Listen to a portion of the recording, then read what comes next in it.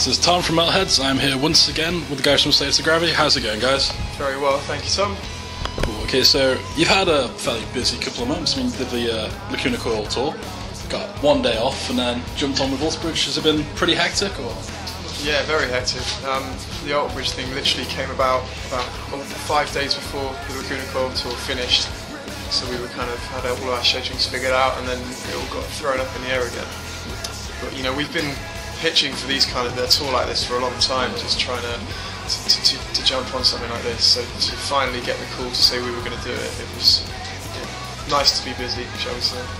So is it good to finally playing like much bigger venues and getting out in front of a crowd that you normally wouldn't get to play in front of? Yeah, it's amazing.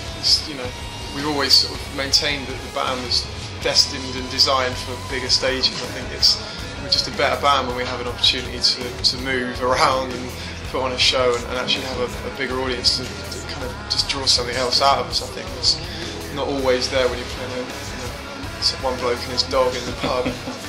So yeah, man, the Ultibridge crowd is just perfect for us as well. I think stylistically, there's not many bands that fit as well as that, as well as they do with us, or we do with them. So yeah, it's been a blast. Just like, as we said, you only had one day off between tours. I mean, is that better than having to go home for like 4 days a week and then come back out, or is it starting to like really weigh you down?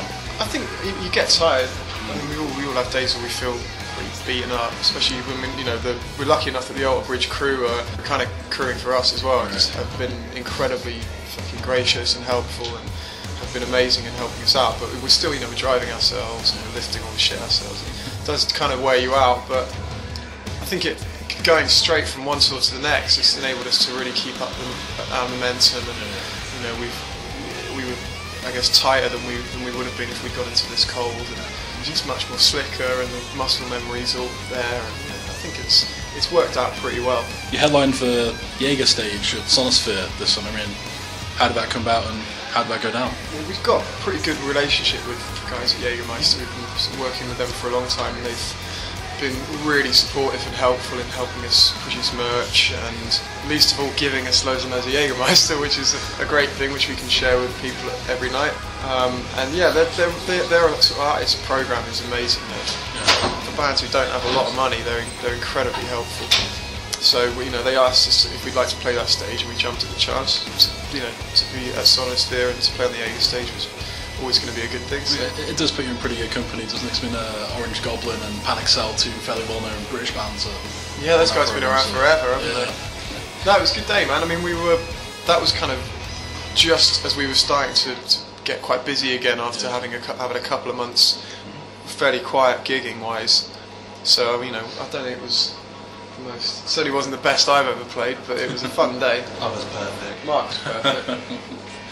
Okay, so last time we spoke, we had quite an amusing story about you and Jason was getting killed in a bar in Carlisle.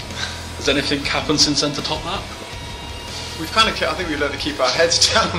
We just, I don't know, I think we had near-death experiences. Weird stuff. Oh, we did go to this hotel on the motorway somewhere. I can't remember what it was.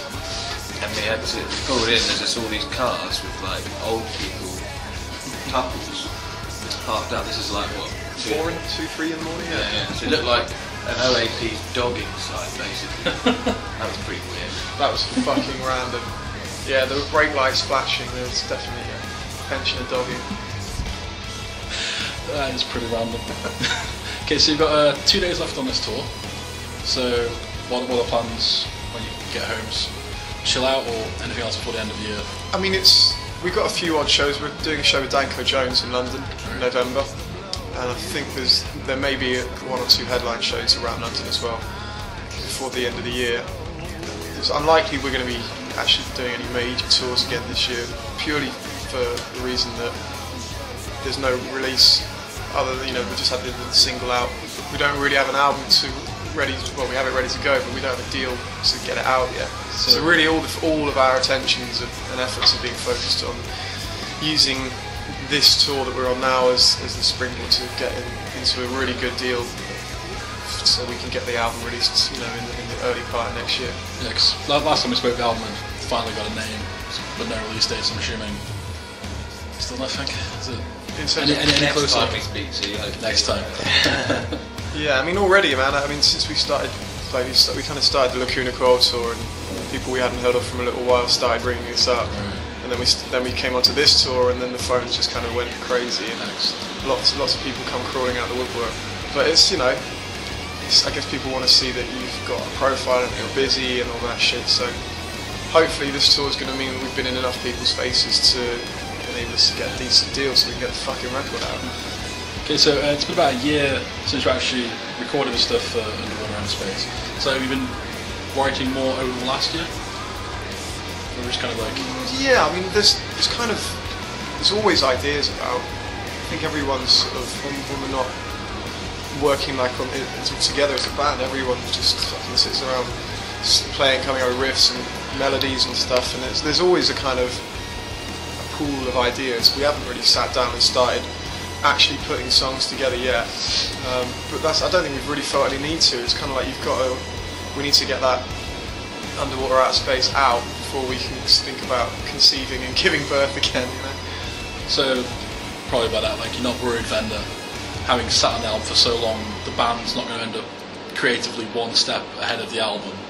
No, I don't think so. I think you start thinking along those lines and you just end up sort of on a downward spiral that leads nowhere really. You just, you know, I think we're inherently quite creative people, and we're always, you know, we've long ago tapped into a sort of cool creative wavelength whereby we don't have to struggle to come up with stuff. So yeah.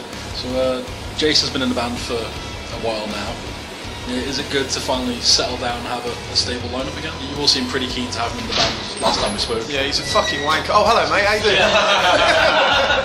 Speak of the devil. I see. It's like that, is it?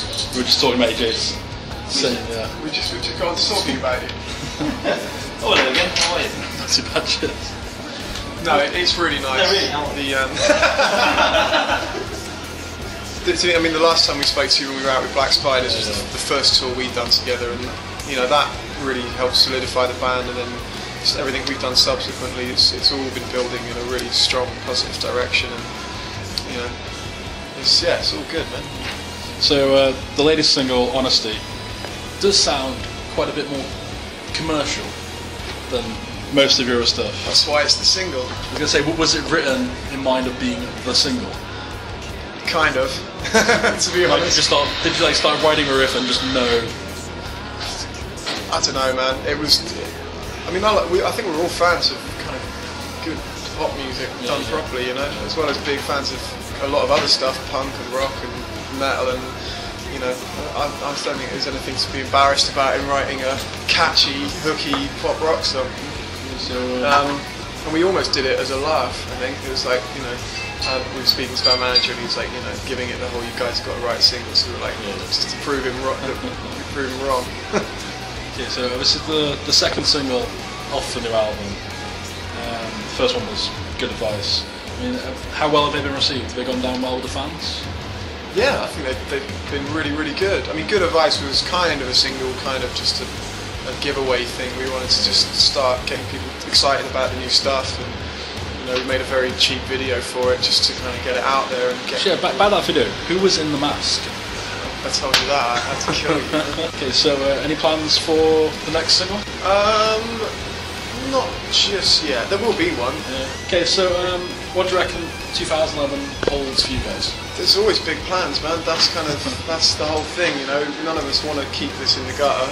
We want to really stretch it as far as we possibly can. And, you know, the idea is to release the album, you know, in a real big way, and reach a lot of people with it, tour a lot more, do a lot of summer festivals, get into Europe, get into, you know, Asia, get into the States, and roll it out as big and beautiful as we possibly can. That's cool. Thank you very much for taking the time to talk to me. No worries, man. Thanks a lot.